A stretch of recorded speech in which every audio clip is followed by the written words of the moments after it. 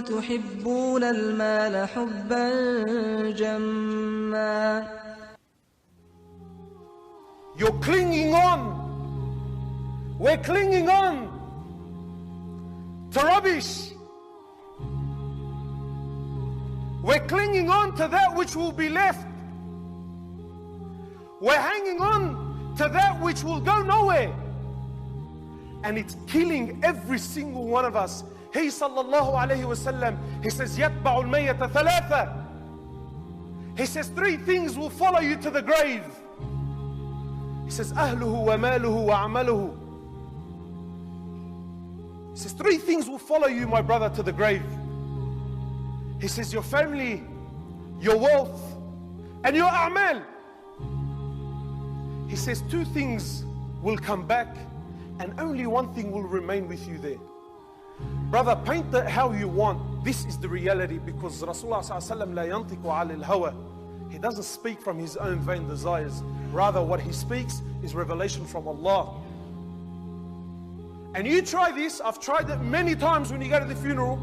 And I remember asking myself, how does your wealth follow you to the grave? So I remember one time, someone in the area, no need to mention names, some big timer, was shot.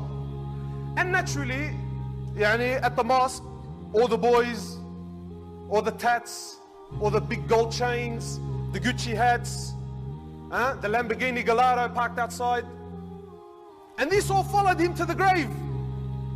The money went.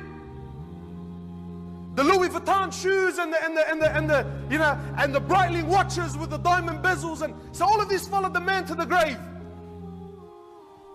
They buried the man. 20 minutes later, everyone's walking away, and sure, where are we gonna go eat? What are we gonna do? The family sat there, made dua, couple of tears, walked back, and what was he left with, my brother? Nothing. He was left with nothing. He was left with his a'mal. If he did good, he will verily see. And if he did bad, he will surely see. My brothers, the love of this world, wallah al-azim, it's crippling us. This heart, wallahi, I went to Hajj this year. Alhamdulillah, I've been on deen for I don't know how long, and in and out, and lessons, and sitting with mashayikh, and whatever have you. But even on the day of Arafat, I struggled. I absolutely struggled to get a tea. Just 1 tea. I want something to fall. Nothing. Because this heart can only take so much. And this heart, instead of filling it up with the love of Allah, I filled it up with the love of this dunya. So I'll give you an example. I want you to imagine now one of the brothers bought a Mercedes Benz, bought a brand new car, whatever it is, bought a brand new car, parked it in the driveway, and the next morning, the car's gone.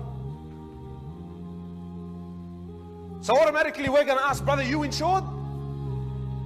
And we're holding on to the reply. If he says yes, alhamdulillah. If he says no, your heart is going to burn.